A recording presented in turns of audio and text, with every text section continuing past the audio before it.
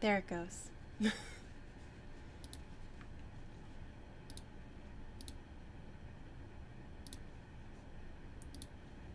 It has? There it is.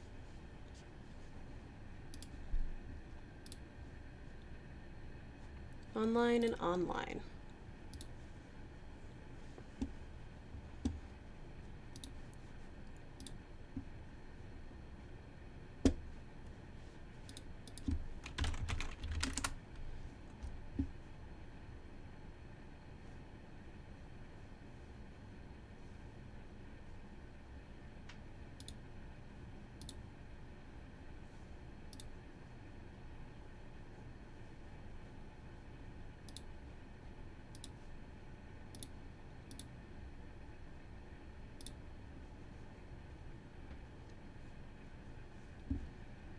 And now I'm just testing the chat so that we can see them all, hopefully.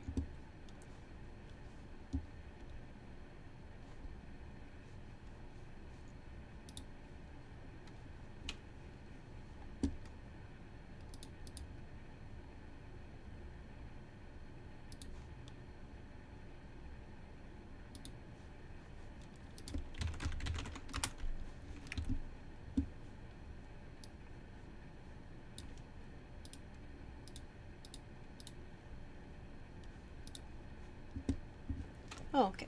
Well, it looks like my restream one is a little broken, but that's okay. We can move forward because I can see the live chat here.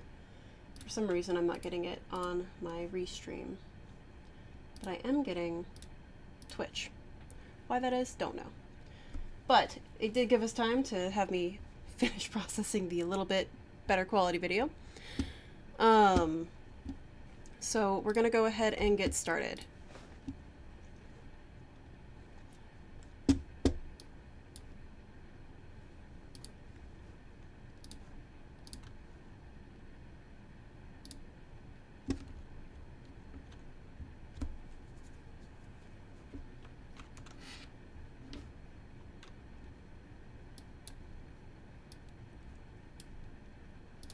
Now just be aware, as always, there is, you know, that 30-second lag, so bear with me here.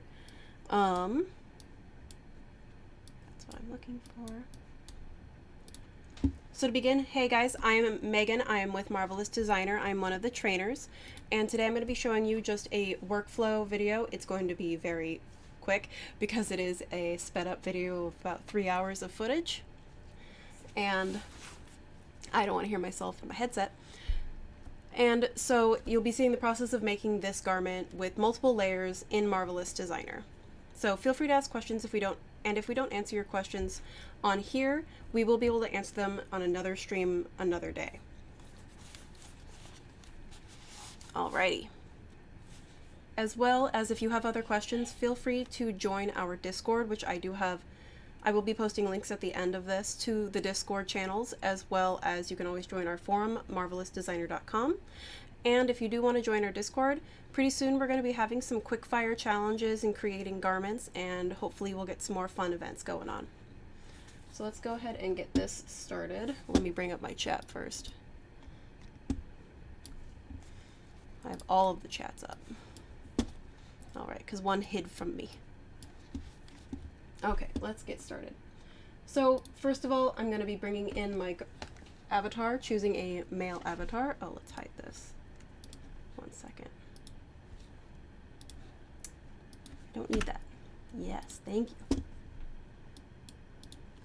So first of all, I'm going to be importing my avatar into my workspace, as you can see here, by just double clicking him. And then I'm going to be making a pair of pants first. That is going to be the lowest layer of this garment. So I'm using an actual base pair of pants that fits this avatar, and I'm going to be changing this. But I do want to save the waistband, so what I'm choosing is 50 millimeters here of the waistband, and I'm just cutting and sewing that, and then I'm going to isolate those and freeze them. This gives me a waistband that I can then alter the rest of the pant to, so it sews directly into the pant already. I know it fits, and I can alter the bottom. So for Viking garments, the actual pattern is just a very long rectangle historically, because you know you're not going to waste all of your materials from your weavers. But in this case, it's basically just going to be a flared pant leg that then is going to sew into a tube on the lower calf of the leg, shin of the leg, and that is generally tucked into the leather boot.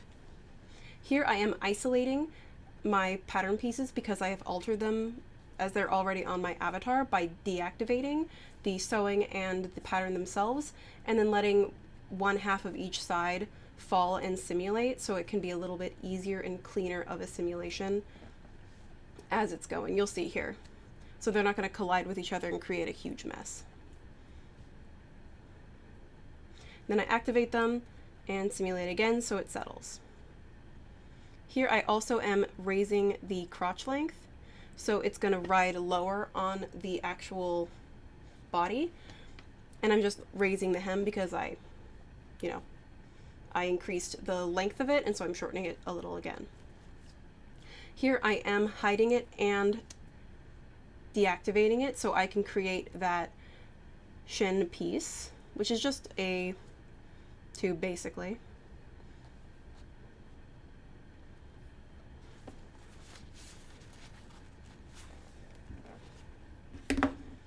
And here you can see I'm using the offset option for the arrangement points to easily put my garment on my avatar's leg here.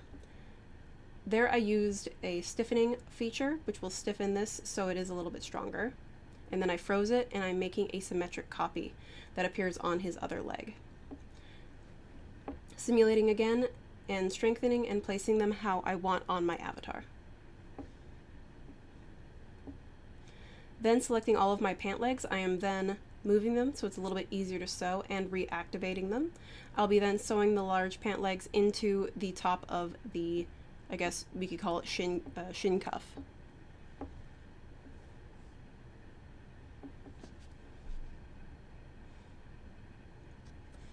Again, activating it after I've applied all of the sewing rules, and then I'm going to change my particle distance on my pants down to 10. So it settles a little bit better and we get a bit more accurate of wrinkles. Pulling and playing with it so it settles in place.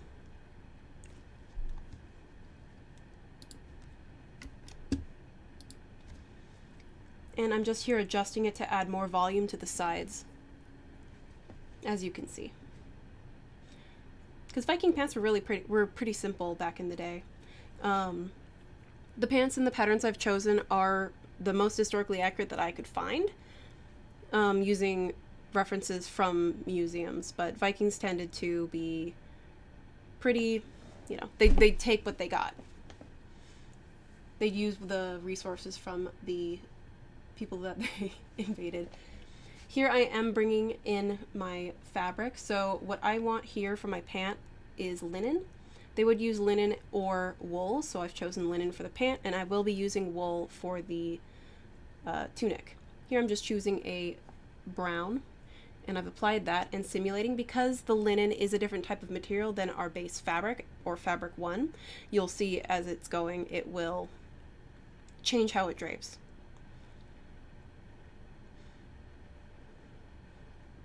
And I'm just bringing up that particle distance to 20 so it drapes a little bit easier, and then playing with it to get it to fall how I want it to.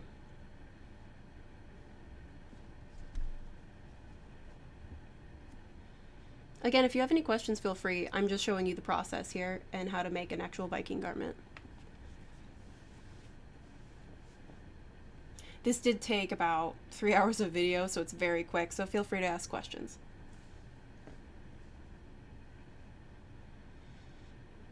Again, you can see I'm selecting this and changing the particle distance back down to 10. Just to get the wrinkles that I want, because I will be freezing this whole garment and then creating the tunic on top of it.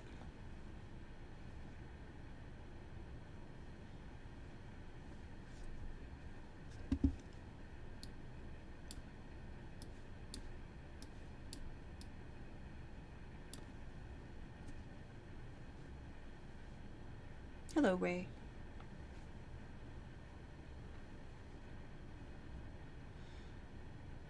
And you can see here, just so it doesn't slip on my avatar, there's multiple different ways to do that. I just chose to use elastic.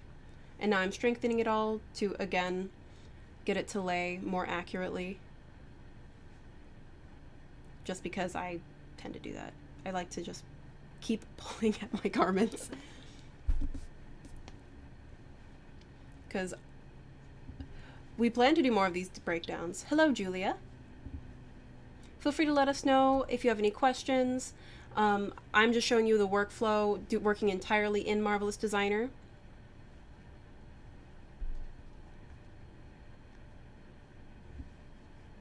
And now you can see I've frozen my garment and I've moved it out of the way in my workspace, because now I am going to be creating a tunic. And first of all, I am moving my arms so I can create a very simple tunic. Now this tunic is also a historically accurate as possible as I can to what I can find to Viking garments that are woven. 2D side. Oh, these icons are very similar to the 3D icons. So these ones do the fabric. You can see the sewing options. And they're just a little bit, so they're not taking up all of your tools in the upper window. Here I am changing the neckline. They generally have a curved neck with the V-cut in, and either it's oversized so they can pull it over your head, or it's going to be tied with lacing. In this case, I will just be having it so it pulls over his head, and I'm adjusting it so that the circumference around his torso does have enough ease so that it will fit him. And you'll see here that there is enough to wrap around him, or, you know, occupy the same space. But it's going to be an issue, you'll see in a minute, that I'm going to be adding some gussets, which are some triangular pieces, to the sides of the avatar, to the sides of the tunic. And here I crossed my sewing, so I just fixed that. And I'm applying seam tape to the collar so that it doesn't stretch. In this tutorial, I will not be covering, or in this workflow, I will not be covering retopology, but later we can definitely cover retopology and the new tools. In this one, we are focusing on just kind of basic intro. We've had a lot of questions on how to make Viking garments, and so we've decided to go with this one first. Here I'm just moving it around to fit on the avatar. And now I'm about to create the armholes and the arm gussets. I'm basically creating spaces for the rectangle pieces for the arm to go into, and then the secondary section is going to be for the diamond or triangular shaped gussets, which again is historically accurate to Viking tunics.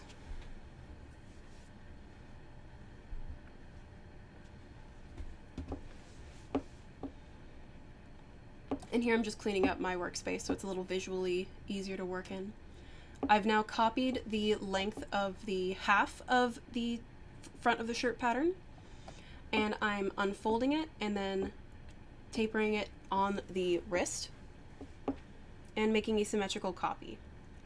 As well, I'm using the tools to sew them to the garment, and then I'm going to be creating a segment point that perfectly matches the gusset that's going to go underneath his arm, and applying that to my pattern just so it's a little bit easier to sew using the segment tools. It looks very crazy in the 3D window above me, but I will be using Superimpose over, and I will be utilizing the arrangement points, which are those blue dots, to place them on the avatar's arms. And you can see Superimpose over and side places it to the side or over of the sewing lines that exist, so I can double check my work and sew in the 3D window if I want. Holding Shift, I'm creating my sewing lines there on the shoulders. And you can see those dotted lines down the center. That does mean in version 9 and above that those are symmetrically linked across that line.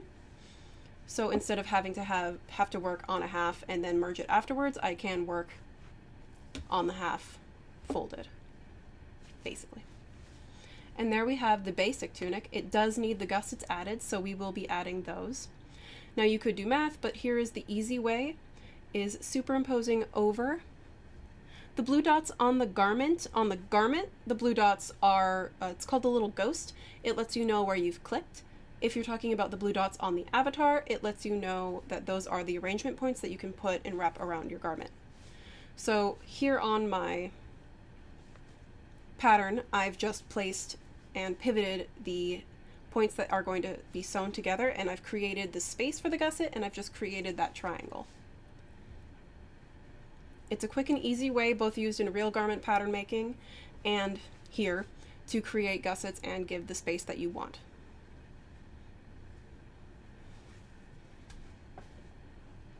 Just a heads up for Twitch, who haven't asked questions yet, I am also asking questions on YouTube as well. Here I am sewing those gussets to my front and back pattern pieces. Again, utilizing Superimpose side and over. It is very fast, Evelyn, just because it is at about 250% the speed, just so I can make this video into 1 hour, a little bit over an hour. Because there will be about 1, 2, 3, 4, 5, 6 layers of garments. Here you can see I am adding wool. Earlier I added linen, and now I'm going to be adding wool, changing the color, turning on desaturation on the texture, and I'm making this one a blue. More neutral, darker tones tend to look nice for medieval, you know, 11th century. The 1100s, you know, fashion. Here I am removing the symmetric pattern just to make it a little bit easier to work in. And let's see. Oh yes. Here I've made my garment, and I changed my mind on the design midway through. So I am adding a cut up the center of the front and the back for ease of walking, because that is generally used in these patterns, because otherwise it would be very tight, especially when they're wearing wool or linen pants. What is the button that I use so they don't stick together?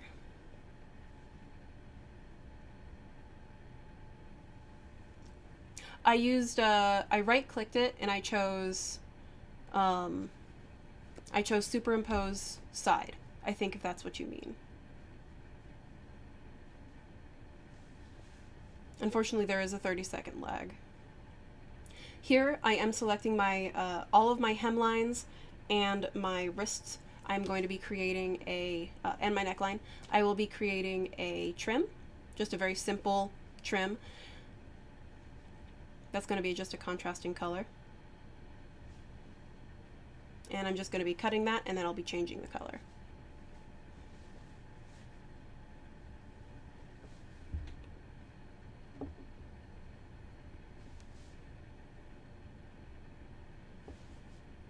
Here I was trying to figure out the best way to do it, but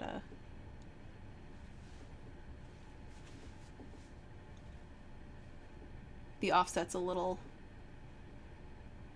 finicky sometimes when I have a point and it tries to parallel that point straight up. I go a little too fast for myself sometimes, I will say.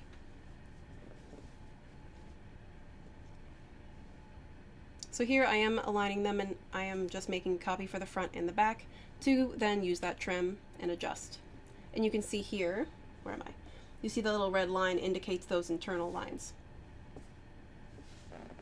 and where it will cut, so I can double check and see how I like it in the 3D window. And I am using millimeters, so 12.5 millimeters is a ½ an inch for those if you are curious.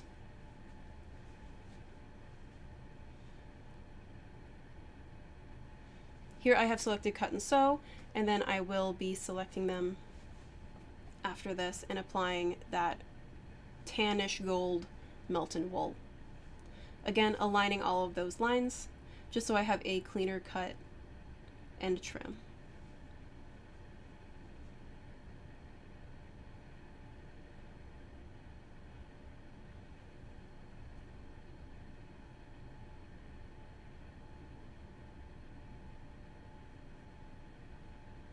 And then simulating the wool. Yeah, the underarms look weird, but that is historically accurate. Those are actually pretty small for what they normally would be, which is interesting. Here I am just changing the color of my linen again, just because I didn't like how it looked. Now I am moving the top out of the way, and I am going to be using it as a base to start creating the leather armor that's going to be going over it. I have a rough idea of the shape that I want, so I am just kind of drawing it here, as you can see. Again, just working on the half because I can unfold it symmetrically.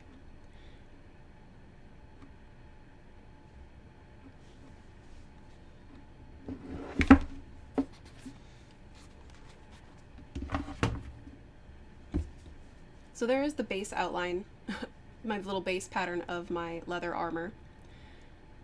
And I'm placing my garment back up out of the way. Trying to keep it as clean as I can because I can use this as my UV later if I wanted to. So here I am unfolding it symmetrically, and there we are. And then I will be making a copy for the front and the back. Turning on my arrangement points and placing them around my avatar just like I did with that top, and then sewing them together to then start building and creating that base.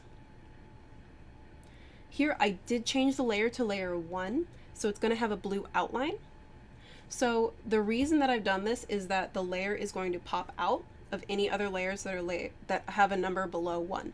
So all the other garments are layered 0, so you'll see here that it's going to fight with it for a little bit, and then it's going to pop out. Just because it is a large amount of fabric, and this is an easy way to pull it in. I can also just always shrink that garment, but I just didn't do that this time because I didn't want to, I guess.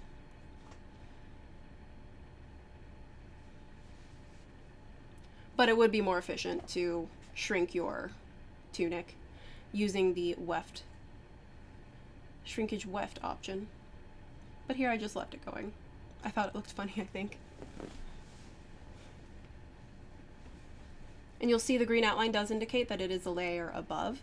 So if you do end up working with layers, which is great to prevent them from smushing in with each other because we are working in a mesh, just remember to turn layers off or hit Control A when you're all done, or if you're encountering issues, and double check what your layers are. Here I am choosing the material now. I've chosen cowhide leather, and I'm going to be applying it because that's going to drastically change how this drapes or fits, and it's going to bring in his tunic, as you can see.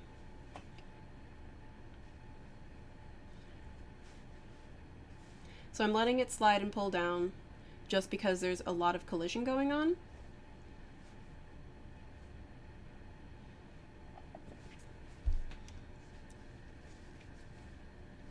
And again, it is orange just because I have strengthened turned on as well.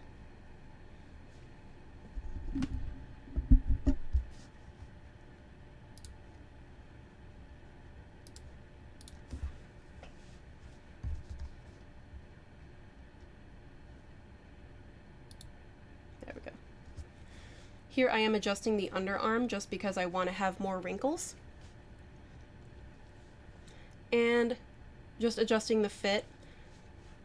You'll see in a bit I end up deciding that I don't want the sides to be sewn together because I figured out that I didn't know how to put it on him, so you will see that I end up cutting the sides open, like here.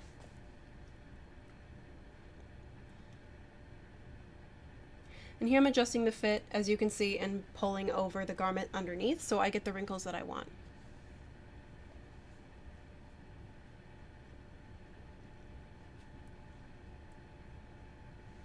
Here I have deactivated the garment just so it does lay down a little bit easier, and I can adjust it. Here, this is what happens, as you can see here, if you do not have your layers, like you have layer rules on. I currently here have them both at layer 0, and this is what can happen if you have them both at layer 0.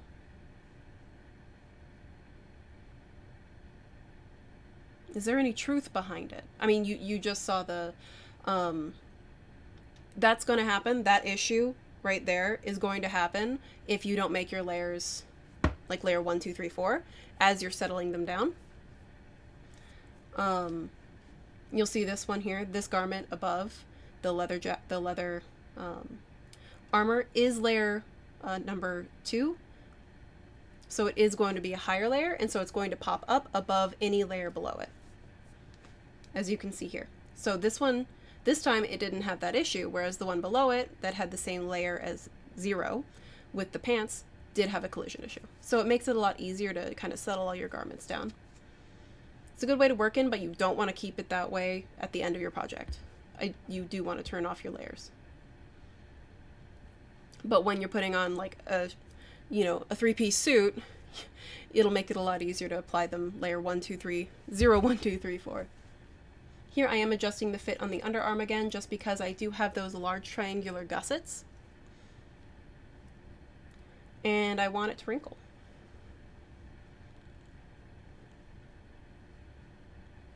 Again, adjusting the fit for his little skirt portion.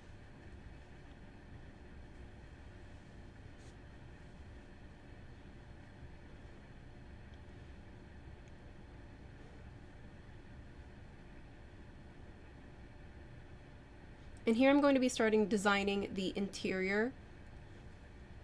Here I am designing using the interior lines, the actual layers that I'm going to be doing. I will be having multiple layers of leather here.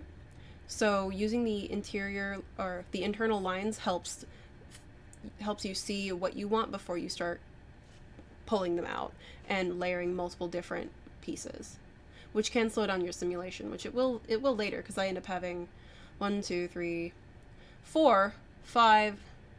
I think I do end up having six layers of different pieces and like buttons and buckles.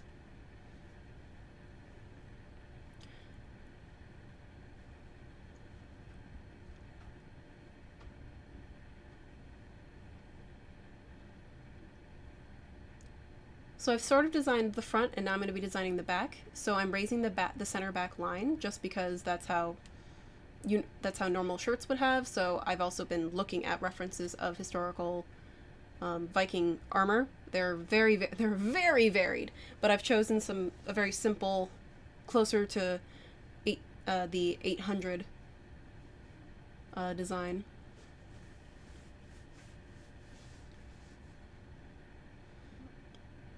Here I'm just fiddling with the angle that I want, because I want a front piece that's going to have multiple layers on it. And now I am cutting and sewing this. So I'm right-clicking and choosing Cut and Sew, and I realized that I didn't connect my lines, so it's not cutting and sewing. And the reason that this happened was because I was impatient.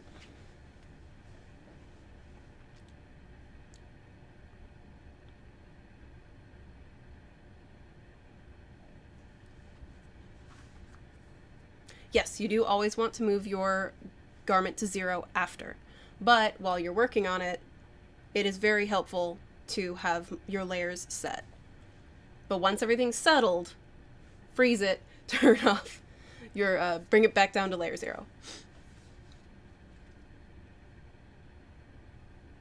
Now that I've cut the front and I've designed sort of how the front that I want it to look, I am going to simulate. I realized that I didn't adjust my sewing here, so I am just using the B hotkey, which is the edit sewing tool, and I'm just moving those sewing segment lines. And you can see in the 3D window that it settles and fixes itself. I am now using the strengthening option to stabilize the center front, just to see how it looks.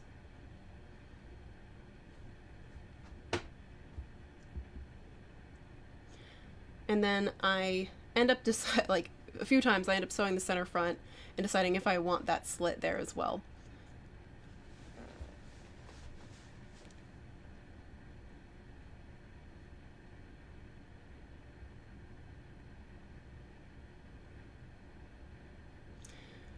So here I've noticed a problem with my shoulder, and I noticed that I didn't evenly adjust my shoulder lines, so I rotated it and I've put them in alignment. You can always just right click your line, as you can see here. I have my measurement, and I can then right click the line that it should match to and choose change line length, and you can do the same thing there. Here I am deciding if I want to create a shoulder piece. How do you add layers? You select your garment or your pattern pieces, and you go to the property editor and scroll down. You'll see above simulation property or below simulation properties an option that says layer.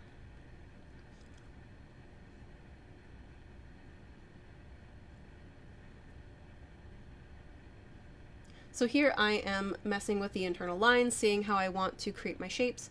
I did start off by using the Edit 3D Line tool, or the 3D Line Garment tool, and I drew that on the actual garment in the 3D window, and now I'm just playing with it here. Because I didn't know what I wanted it to look like, because there's a bunch of different options, there's nothing very specific, so I'm just playing with it in this case.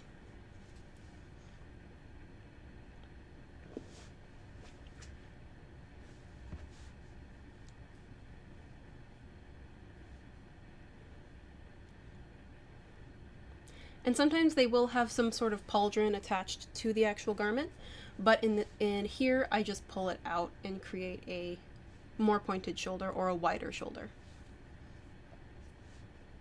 Now I am re-rotating my piece, just because if you have your pattern piece in the 2D window, you do want to always have them facing up, because the grain is applied going up and down in that workspace. So if you change them around, there will be a change on how it fits. So be aware of that. Here I am just adjusting and editing my pattern pieces, seeing where I want things to go and where I want splits, and if I want to sew my side seams together, which I do end up deciding that I don't want to do, because I wanted to add straps to that so he would be able to get in and out of his armor. Here it is simulating. I realized that I didn't actually sew them together back to the actual garment piece. So I am redoing that now. I chose cut, not cut and sew.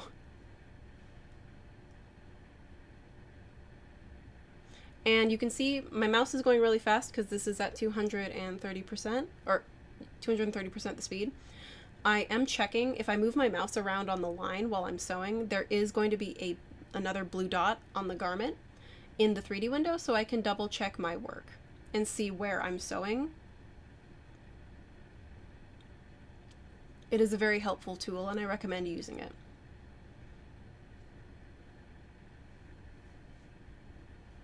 And again, it's not a tool that you have to just pick. It is a tool that you can that's just natively there. If you click on the garment in the 3D window, it will show you that spot in the 2D window, and if you're sewing in the 2D window, it will show you in the 3D window. Here I am deciding how and where I want to cut my how I want to attach my straps on the shoulder. So I'm just creating a sewing relationship with the upper portion here. Again, just deciding on the design. And I am splitting it, and then I'm going to end up just creating a symmetrical pattern.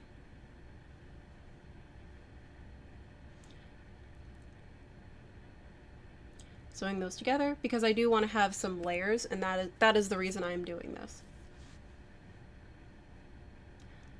You can see here I'm just using the ghost as a reference for sewing and adjusting the length of that shoulder piece.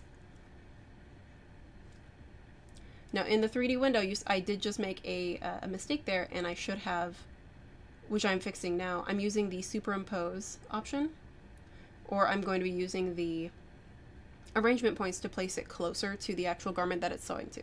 Otherwise you will get a lot of whiplash because it's going to create velocity of the garment, and they're just going to collide together. And if you've ever had issues with your garments doing that, it might be because of it creating velocity and they're not placed together. Now here we saw my garment. I did have the outer layer fall inside, and that is because my layers were below the applied shirt layer. So here I have raised its layer to layer 2.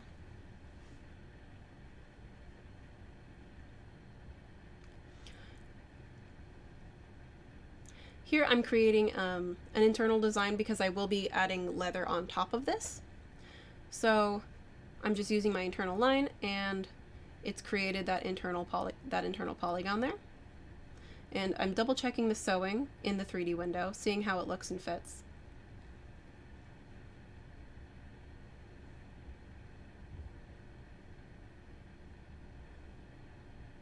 So here I've just only sewn the top, and then what I'm going to end up doing is doing a small tack at the bottom just so it stays put, because I will be putting rivets on it as well.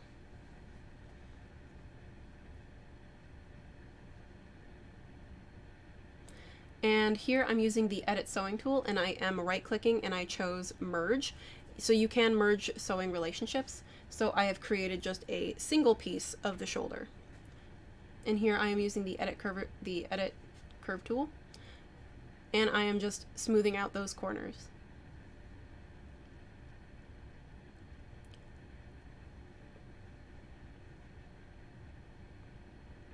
Here I am selecting that internal line because I want to trace it as pattern, so right click and I've chosen trace as pattern, and I'm going to sew that directly on top of the back piece.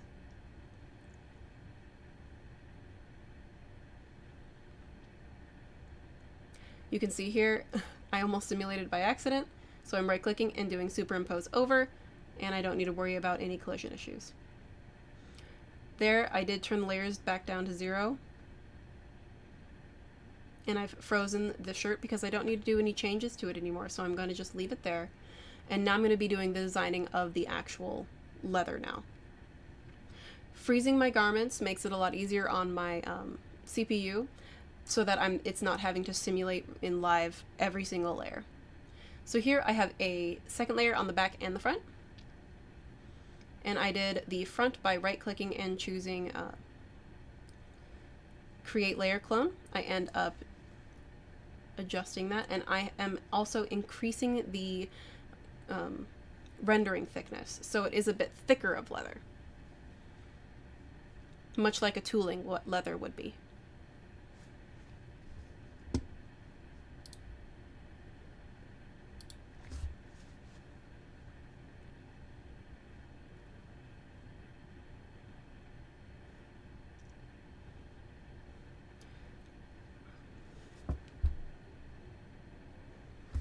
Because these are symmetrically linked, this does apply my, these internal lines are also applied to the top, but I realized that that's not what I wanted to do, so I think I end up changing it, if I recall. But either way, I am editing the curves on these, just because I wanted a more natural look and not a perfect square or corners. So I'm just pushing those in. I realized I didn't want to have to do multiple, like the same work twice, so I right-clicked and chose Create Symmetrical Pattern. And here I wanted to fill in that space because there was a lot of gap there, so I'm just moving all of those patterns closer together.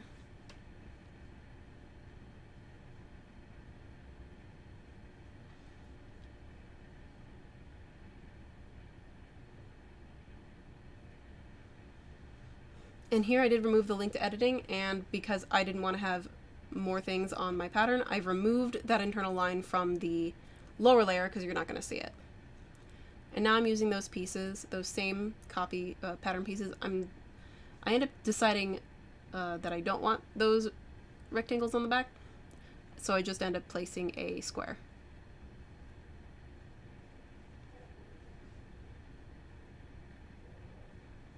Just large amounts of leather everywhere.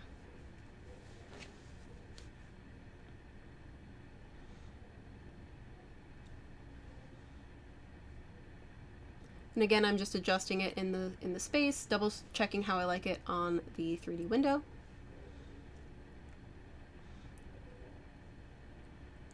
And now I start placing and start designing the armor on the skirt portion. Here I am just using patterns to design this because I can copy them all and clone them as internal shapes. So you can work in internal shapes first, or you can work in patterns first. It is up to you.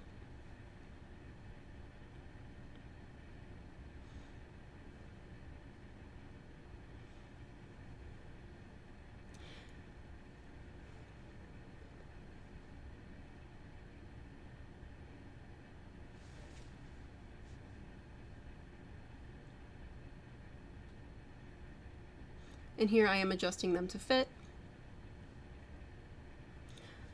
into that space that I want. It's just a lot of rectangles right now, and then I end up curving those corners. Because Vikings did use leather, and they did have some metal, but most of the time, if you were rich, you had you had metal, or you had armor, or if you're lucky, you had a helmet. And this was during the earlier Viking age. So he's probably in the middle based on what I was making for him. I mean, he does have sneakers, but we do have some basic leather pieces here. We have leather, and we have wool, and we have linen. Normally he would have wool pants as well, depending on the seasons, but you can intermix them if you want.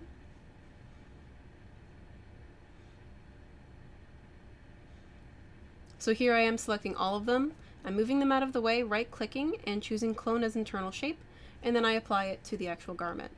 Here I am double-clicking on the exact same segment point as on the pattern as on the internal shape, and watching the notches. You can see those lines coming out. You can double-check those notches, and it will do a full circumference sewing and apply those to the garment. Again, selecting them all, and then in the 3D window, I right-click and I choose Superimpose Over. Here I've locked the pattern outline, and I'm making a symmetric copy. And I've applied that to the 2D window, which I will also be doing with the pattern as well. So there's a lot of pieces now. And I'm going to be doing the same thing. Creating a symmetric pattern, and again, I'm just sewing it on.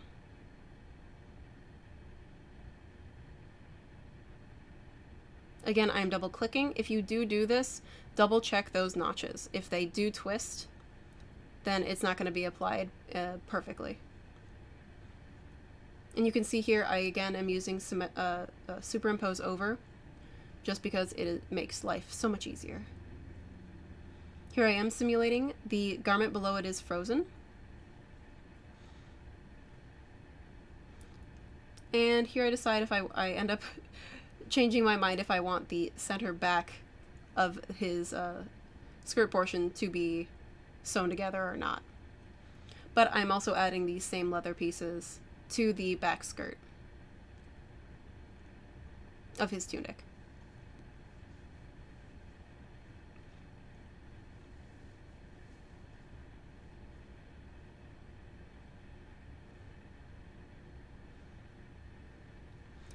And as you can see, I'm just adjusting them to fit using the Transform Pattern tool. And I've deleted it because I did change the size, so I've locked my pattern outlines, and I've just made the clone as pattern. Doing the same thing, and then I'm applying that sewing relationship.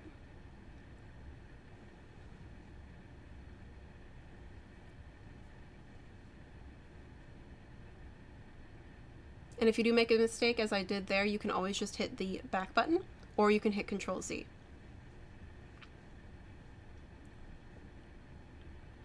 So I've selected them in the 2D window, and in the 3D window, again, I am right-clicking and choosing Superimpose Over. I've activated the skirt, and I want to see how it fits, but you can see above that it's going upward, and I don't like how that looks. There is another way to change the fit, but in this case, the easier answer is just to remove the sewing, which I do end up doing.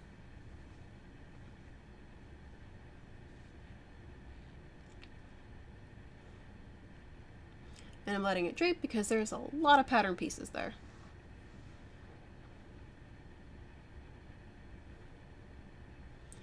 Here I use the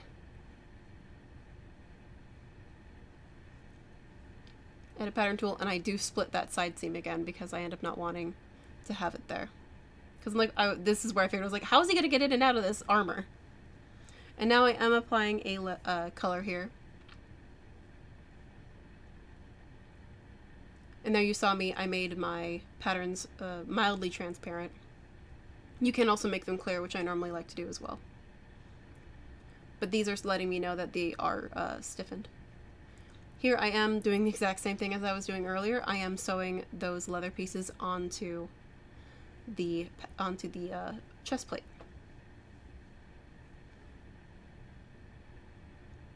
And the errors I'm getting are because I'm not clicking it properly, or I'm going too fast. Because I can be impatient sometimes.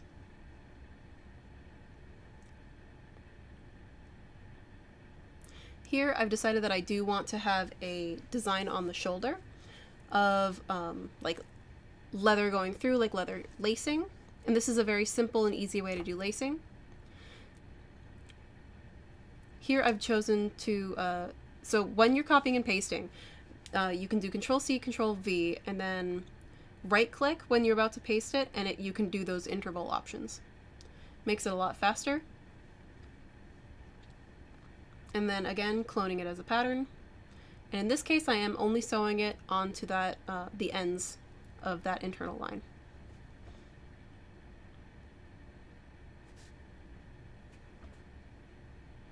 Again, I could have done more curved points, but in this case, it was just more simpler to do it this way.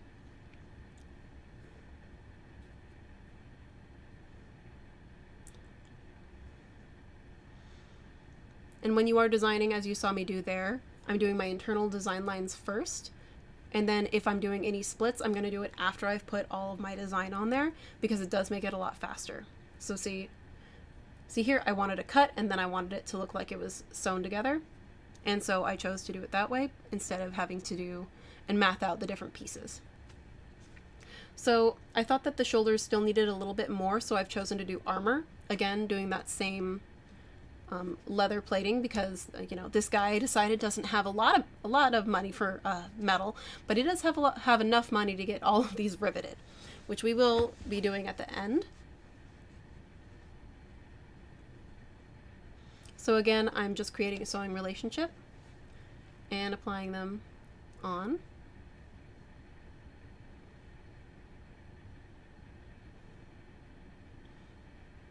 I had accidentally twisted it.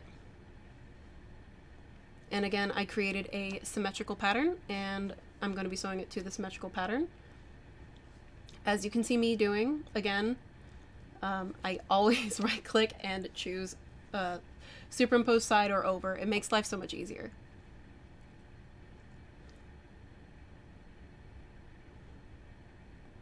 So you can see here, I'm going to start deciding what I want to do for my side seams for the belting.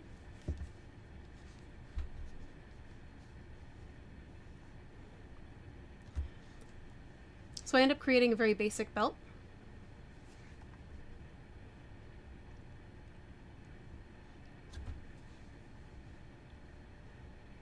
So in this case, I'm creating my pattern first, and then I'm going to end up doing something a little bit different. Because I'm only attaching these at one point on the garment, I end up using an ellipse, and I end up sewing that ellipse to the garment front, like within this to the garment, and underneath it I hide that sewing relationship with one of the rivets.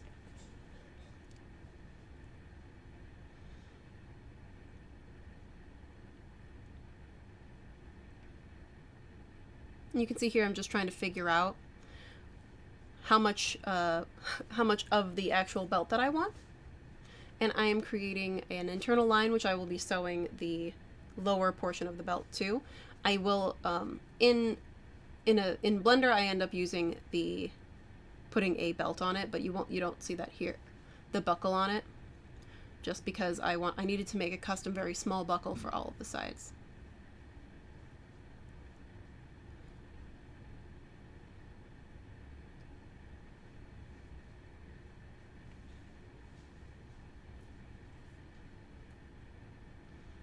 So again, I have, in the 3D window, you can see here, I have applied that sewing relationship. I think I did turn gravity off, and that's why it did that. And here I'm using an ellipse, an internal circle, and I'm going to use that to clone as internal lines. Here I'm trying to do them both at the same time, but because I was clicking outside of the pattern, it doesn't work, so again, I was impatient. And then I am pasting them. I figure it out in a minute. Ray, for superimpose over or arrangement points, they're very different uses. So superimpose over works if you have sewing relationship. Arrangement points are used for arranging on your avatar. So once you're starting your garment, you can wrap and place those around your garment, and it makes it a lot easier. So in the order of tools, you use arrangement points first, and then for superimpose, like if you got a whole garment off in the middle of nowhere, you know, right click, choose superimpose over, and then you don't even have to worry about it like whiplashing. Because if you can't find it, and then your garment's over here, and then suddenly you have a big ball of angry mesh, that's probably what happened.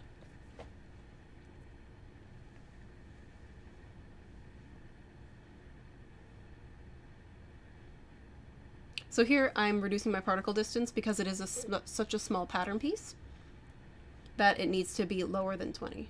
And I am resetting the 3D arrangement.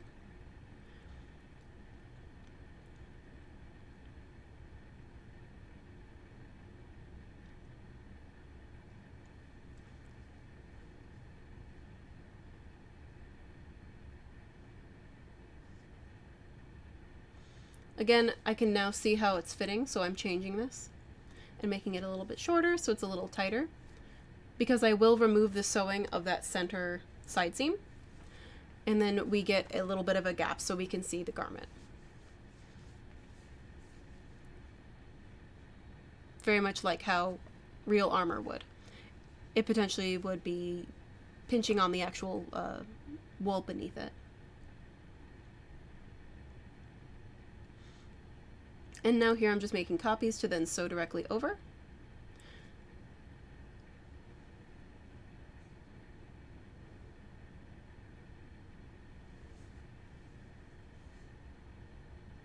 And here I'm not using superimpose, just because superimpose would remove this simulation, or how it's laying right now. So if you can't use superimpose, just bring it as close as you can to the actual sewing spot, so it doesn't have as much of an whiplash issue potentially. And you can see they come in perfectly fine.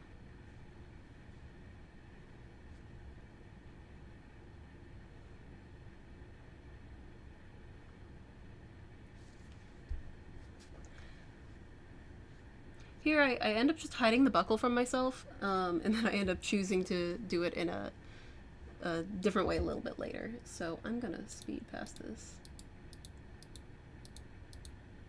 There it is. So, going back a little bit.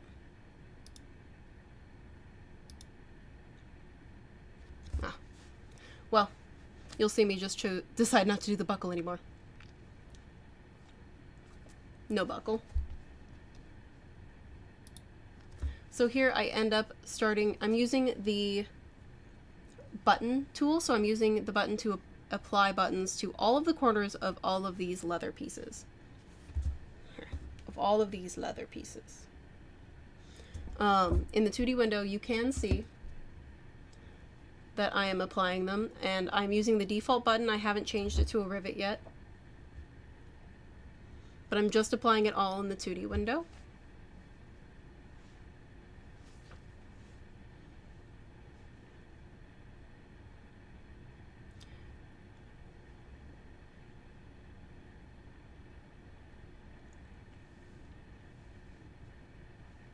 And I'm now changing the material to metal.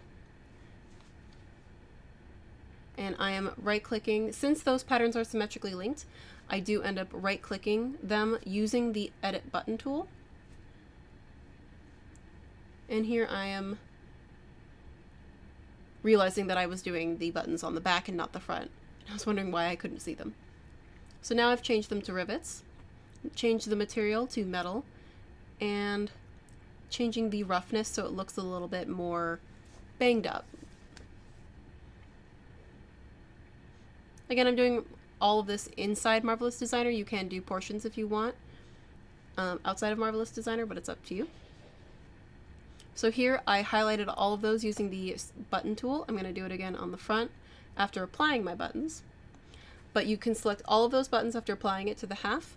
If your patterns are symmetrically linked, which I do recommend working in, you can just select all of those, then you can right click and you can select duplicate as button on symmetrical pattern, or it works really well if you have a button up shirt and they're overlapped thusly. You can use that as right click and then you can choose to duplicate as buttonhole on symmetrical pattern.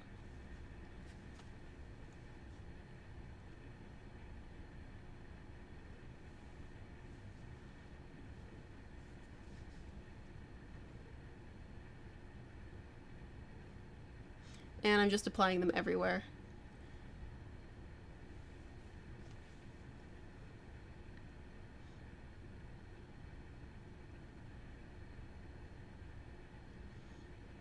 You can actually see here, I do end up fixing this. My sewing is twisted.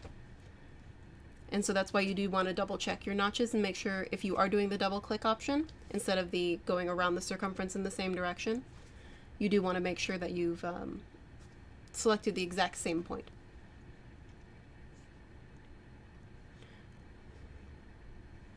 So here I am applying top stitching, which generally would be done anyway, and I'm going to be creating a custom top stitch that is a very thick top stitch that would be used for looping, sewing the leather to, example, to that side piece. So here I'm leaving it at pick stitch, and I'm changing the length, spacing, and thread thickness.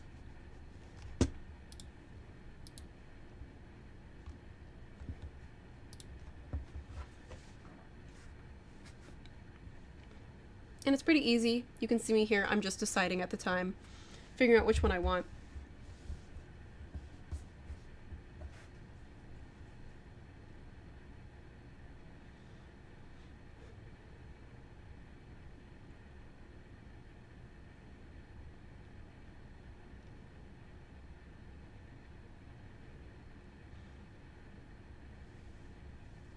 So here I've just chosen to have a darker thread color as well, and then I apply it to the area where the sewing is on the shoulder piece. And then I remembered that I have sewn it all the way around, so I just end up sewing it all the way around. Here I am using the free top stitch tool, which is very similar to the free sewing tool. So once you're used to sewing, you can just, same rule applies to top stitching, and I've applied that to the backs as well. And then I start applying those same rivets to that center back.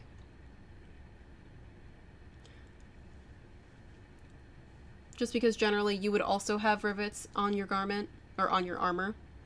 Maybe not in those exact spots, but you know, holding it in place.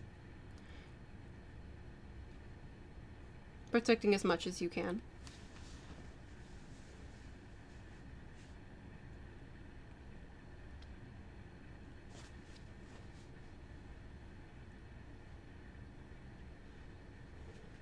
So here I have made a copy because I right-clicked my default button in the button options, and I have right-clicked and made a copy, and then I've just made it slightly larger,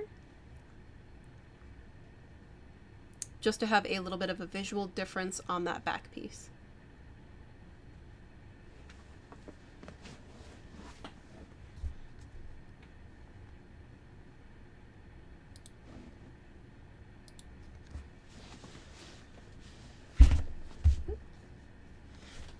So now I realize that I need to have my webbing on the other side, so I right click, create again symmetrical pattern with sewing for the belting on the other side, turn off freeze and simulate, and I have placed them very close to the actual side seam. There it goes.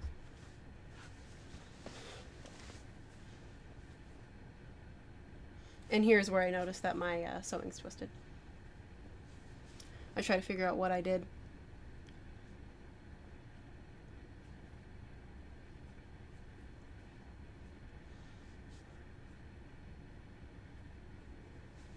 So sometimes it's always good to double check if you do have an issue.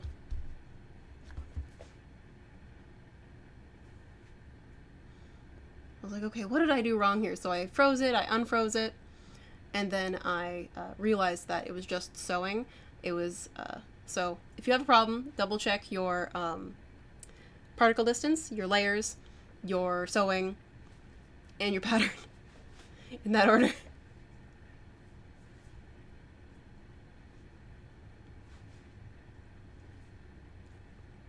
So I had reactivated everything, and then I'm now refreezing everything again.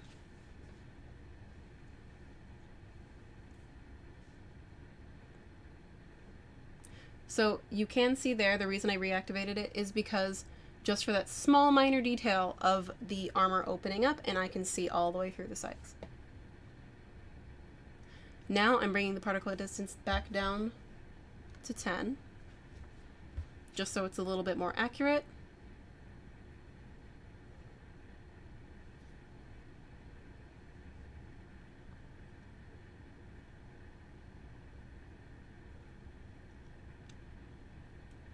And I realize that gravity is still off, so I reapply gravity, which is at negative 9800. So if you are doing belt work and having to work with a lot of folding or pleating, it's good to start off working in the working with gravity off. Well, the stream is almost over. And here I have changed his pose, so I get more wrinkles on his arms and on the underarms as well.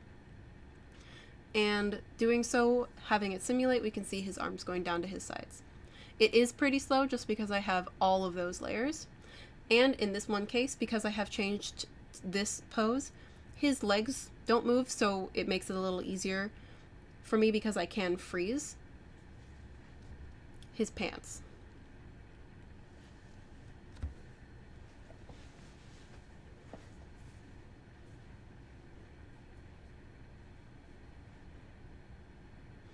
And now I'm just double checking, seeing how it looks.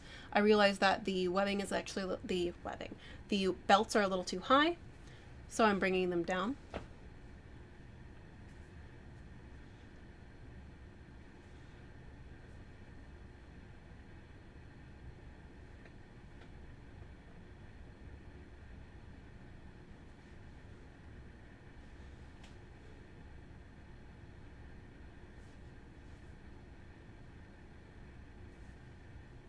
Here I am freezing all of those belts because I did make those adjustments.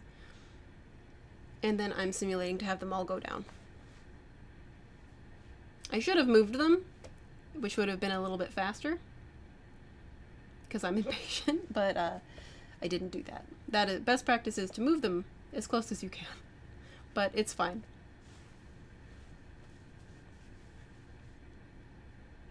Again, reactivating.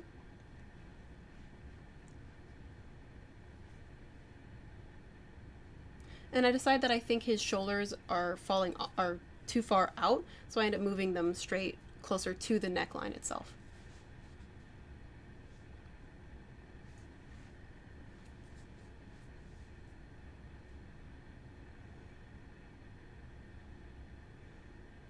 We have been streaming for almost an hour now. We're almost there.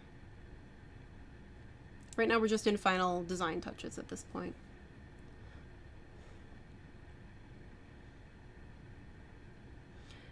In this case, I end up deciding that it's too long in the front, and it's too low on him, so I just end up shortening the shoulders to pull it up.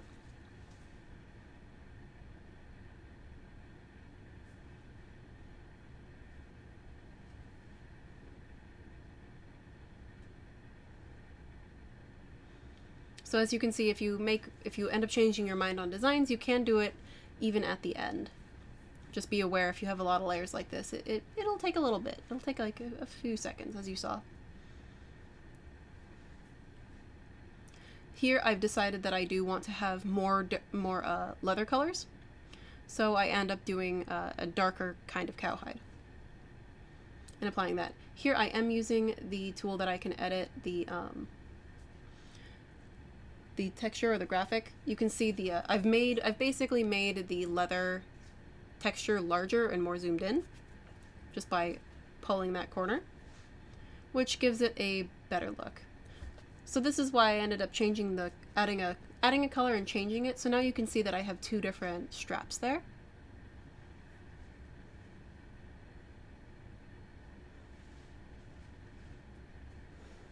And of course I added a third color.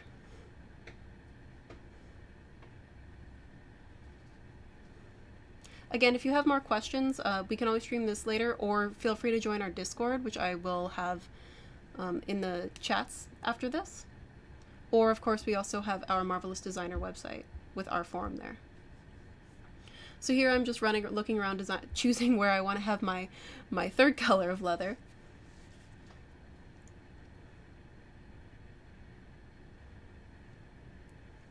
As well as then I've decided that, again, I'm changing the linen. Because after I've chosen the leather color, I'm like, I end up not liking the color, and I want the weave of the linen to be much larger, which is why I use that diagonal. Here I'm turning off my baselines so I don't have those in the way, and I can see the design a little bit more clearly.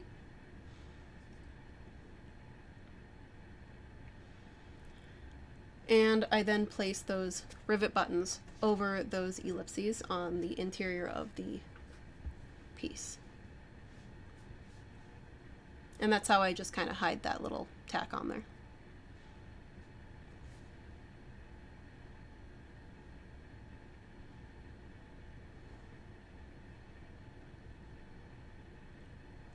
And there I right-clicked it and I chose apply to the symmetrical pattern. Again, I'm then double checking my rendering thickness because I did lower it, and I'm bringing this back up to 3, to additional 3.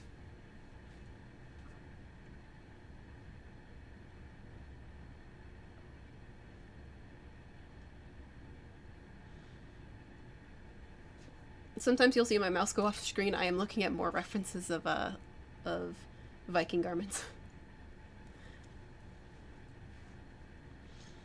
And here I'm doing the same thing. I'm adding more top stitching.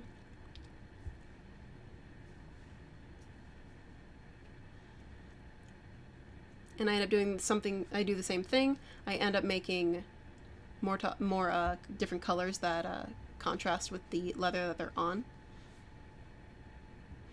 Generally, these top stitchings would also be done with, sometimes with leather if they're very wide, like the those pieces that I made out of leather, but they'd also be made out of like very, very thick threads.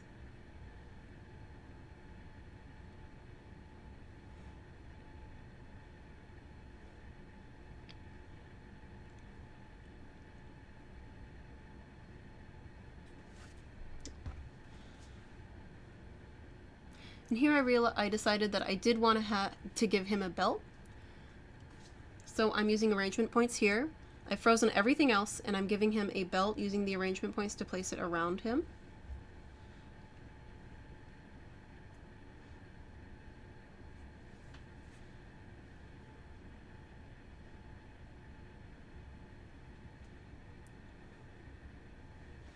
Now I realized how wide this was, and I'm making sure that all of my layers are 0, and I make the belt layer 1.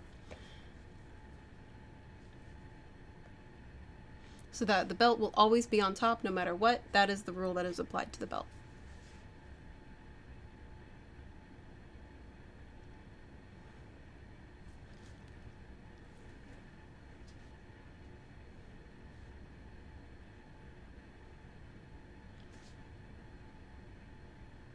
Thank you for the link in the Discord on the YouTube channel.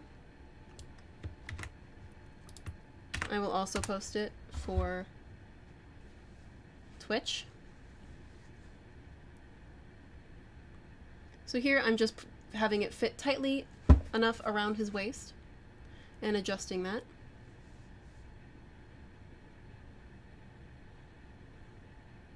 So here, this is why you want to make it a higher layer than whatever garment's beneath it. It makes it a lot easier to work with.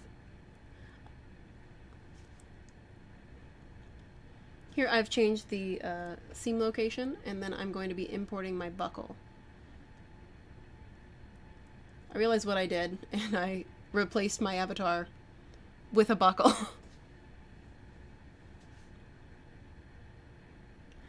I'm like, okay, let's try that again. I've chosen metal, and I'm using the gizmo to bring the buckle in. So this is an additional avatar. So that means that this buckle has collision thickness and a skin offset.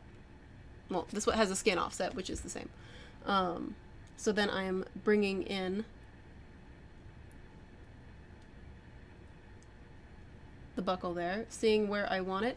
As you saw me, I did use my mouse, create that little blue dot, and I can see exactly where I want to put my hole. So I've used an internal ellipse, and I've right-clicked and chosen Convert to Hole. I've lowered the collision thickness of the fabric to 1 millimeter.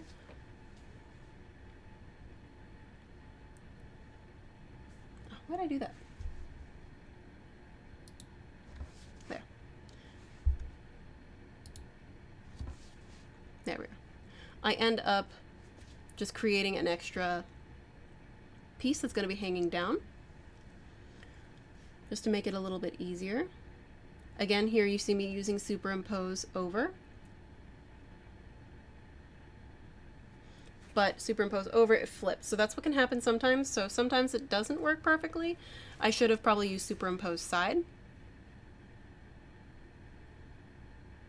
So here I'm just placing it manually. Again, because this pattern piece is very small, I'm reducing my particle distance down to 5 and simulating it into place. So to have my belt work, both of them have 1 millimeter of collision thickness. So the skin offset for the buckle is 1, and the additional collision thickness for the belt portion where the hole is also 1. And here I'm just making those holes, little notches in the belt. Again, using the offset options, and then simulating to have the belt fall down.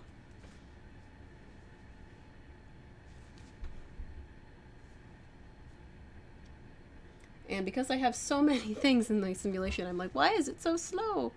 And then it catches up.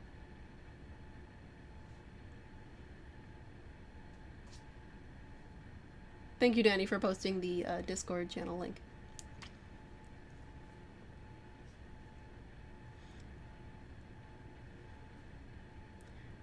And then I end up deciding that I do want to have some top stitching on my buckle, and I do want to make it smaller. So first, starting off with the size, so there's less to worry about. I'm making it smaller at the side, not at the front. That is immobile because it makes it a lot easier to work. I can always merge these at the end as well. And here I just have applied the sewing, the same exact rule to the actual piece that I have for the rest of them. Oh, come back here. Yes, I know you're done, but I'm not.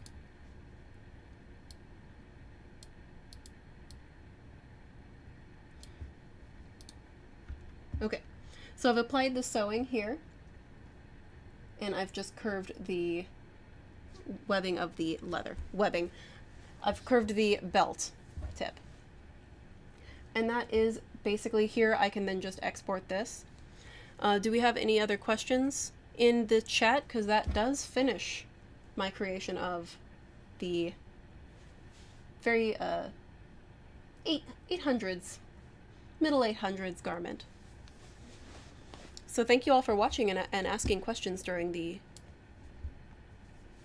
stream. That's very good. You'll be saving up for the Steam version. Marvelous things. Well, don't forget you can always use the trial versions as well. There is a 30-day trial version. So again, if you have any questions, feel free to message us on our Discord channel, which we have linked in the chat as well. I hope you enjoyed the video. Yeah, let us know if you want to see more just workflows. If you have other questions that you haven't seen, feel free to let us know. Let me grab the website link, just to the forum at least.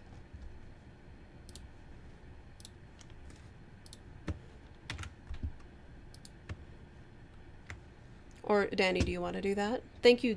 Shout out to Chloe Danny in the Twitch stream for helping out here.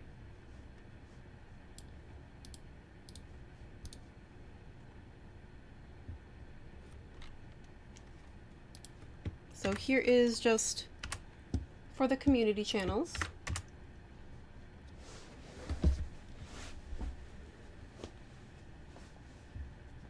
Thank you guys so much for watching.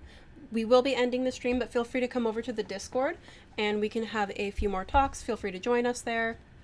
We can always answer your questions. It is sort of late for me, so I might need to get some food, or at least something to drink.